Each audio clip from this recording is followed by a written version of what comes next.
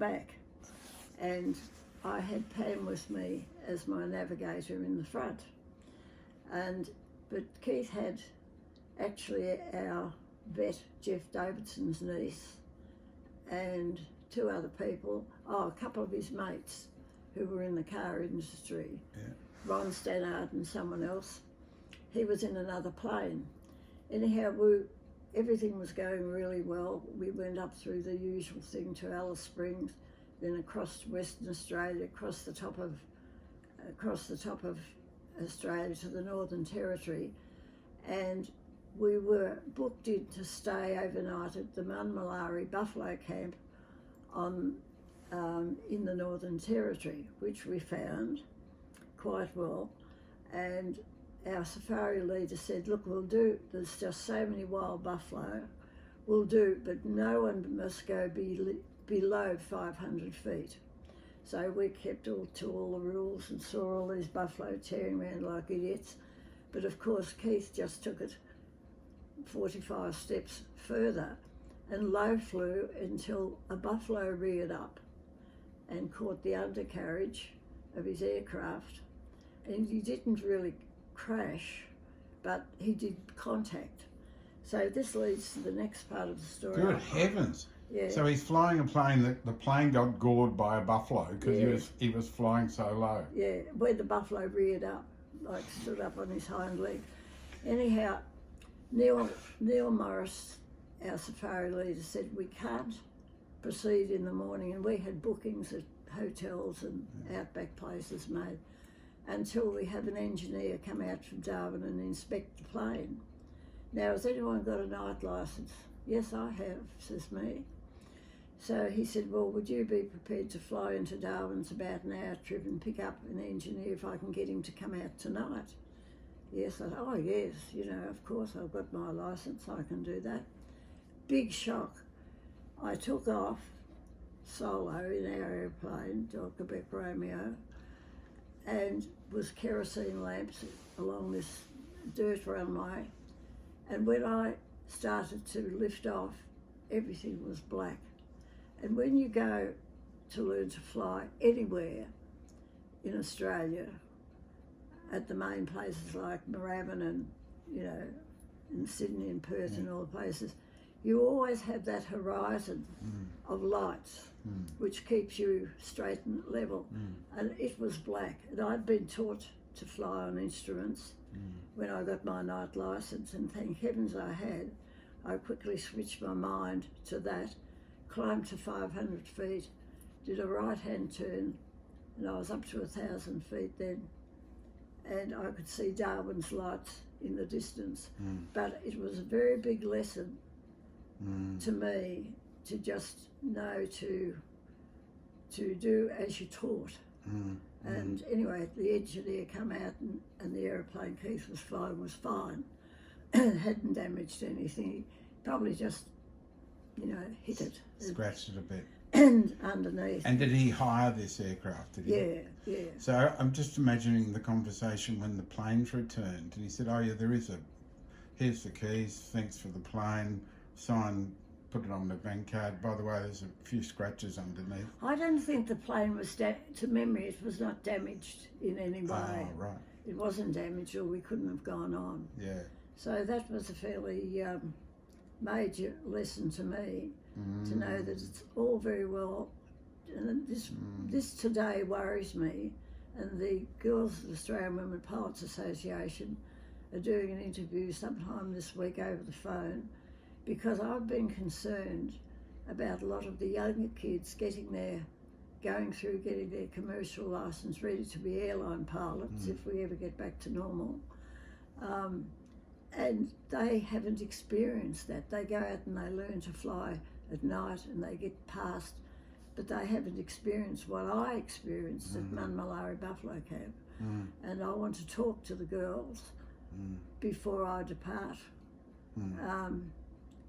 So you still keep up an association with... Oh yeah. Yeah, you're sort of mates for life, really, aren't you? Yeah, we have. There's very few of us oldies left now. Everyone keeps popping off, and because of our age group, because there weren't very many of us. There were about 8 of us who were flying back in the 60s and 70s, and there's 1, 2, 3, there's 4 of us left. Eight female pilots on a general recreational licence in the country. Yes, just on a normal. Yeah. Just on a normal recreation. And did you ever think about wanting to go commercial? No. Or? No. No. But I did think, I don't know if this is true, but when you're up in Mansfield, weren't you thinking about trying to get your helicopter licence? No. Oh, no. I thought you were at one stage. No, you probably got mixed up. Mum did. Ah. Yeah. Ah. Mum was So flying helicopters, So let's switch to Pam. So your great love of this, and your sort of really groundbreaking in a way. Well, there was only 8 of you. Somehow really got to your second daughter. Yes. And didn't Pam go solo in sort of record time or something? When she was 16. She was 16 when she went solo. I think Ashley's got her logbook and he'd be able to look that up. Oh, he wouldn't have her own. Oh, well, you could work it out.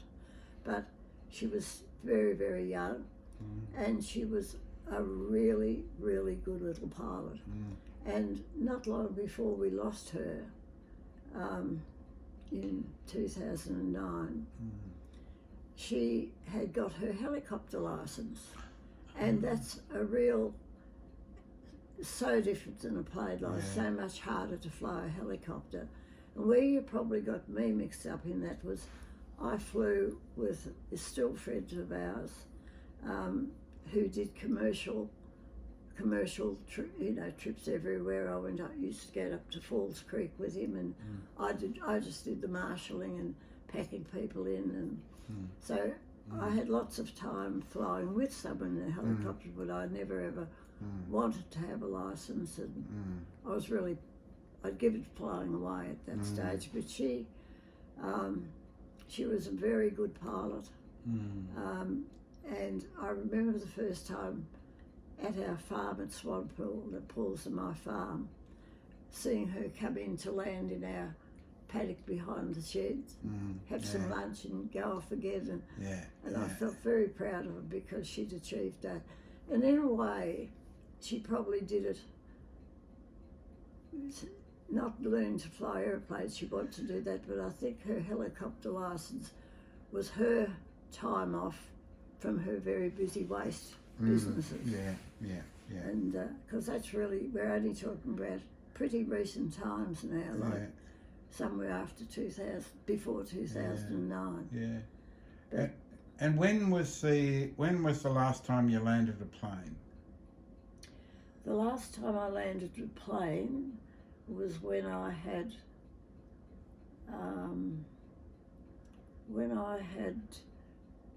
decided that 40 years to the day I would give it up because I couldn't pull it out of the hangar anymore. And the fellow who owned the Mansfield Strip said, "No, I'll pull it out, I'll do this, I'll wash it, I'll do everything." But that wasn't the same as me doing it, and I didn't want for myself to lower my, But in between all this, I've got to say, before I gave it up, I gave Ashes a gift to do his licence, and he got his licence in record time. But You got a licence? Yeah. I was the same with Mum, sort of early on. I didn't know. Around 16. Yeah. Didn't know. About 16, 17 going solo. Yeah. But Gran would fly, because I was spending a lot of time up at Gran's Yeah. I remember that. Mansfield. She would fly me across to Wangaratta. So first, in the early stages, she'd sort of teach me as much as she could. Yeah. And then she took me over to Wangaratta to learn with a few instructors there. Yeah, it was you had one of the younger ones, didn't you? And I'll tell you about him later, not now. But Ashley soloed in record time. But this was my gift to him. But let me tell you, and he might never speak to me again after this, that his heart was in achieving what his grandma wanted him to do, but he really didn't want to be a pilot. But he did it in record time, and I'm sure he enjoyed getting his licence but you never No, I exercised. enjoyed it. Yeah, I say I'm sure you But I enjoyed. think that I knew I probably couldn't do much with it. I didn't think, like I You knew couldn't- I knew I had the courage to get to that point. Yeah, But I just think in terms of through that process, understanding the concentration, yeah, the mathematics, and just I guess the constant engaging attention that you need. yes, I knew that I'm a clumsy person and that I enjoy looking out of the aeroplane windows more than I did the instruments. Yeah. So what I enjoy You need a most, bit of a balance I enjoy between the most two, about don't you? it was photographing out the Yeah. windows. Yeah. yeah, And then I used a lot of those images to start painting in year 11 and 12, and that's what. So in a way, flying is what brought on my passion That's for art. interesting. And the aerial view, the Fred Williams landscape of northeastern Victoria. and I've got a beautiful oil painting that Ash gave me of him looking out, and just at the tops of the trees. It must have been nearly sunset because I'll show you after. Yeah. Because the background is orange, and Yeah. by the way, you must take that back one day too, that painting, and all your painting.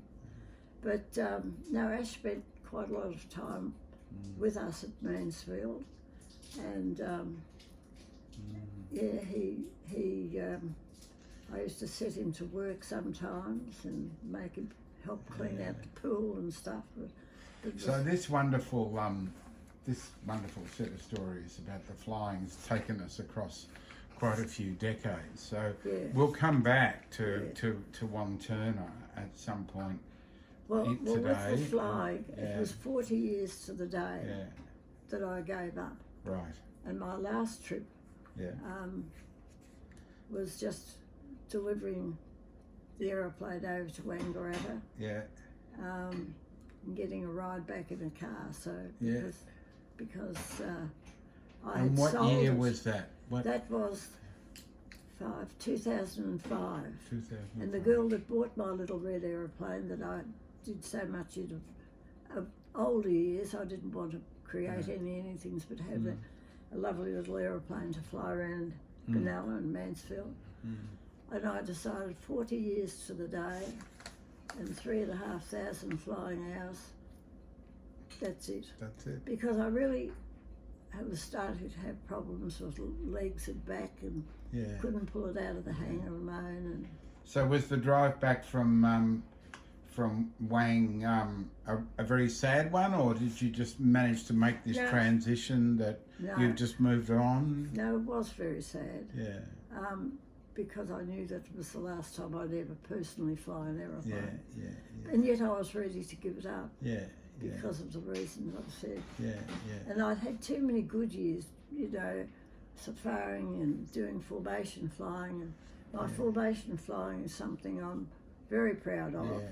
Yeah. because we used to fly within a foot of each other's wingtip, and I was in the middle. A foot.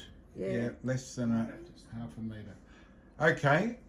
Sorry, Let's it take just a break. stopped Itself, it said the Yeah. internal temperature is too hot. Let's take a break.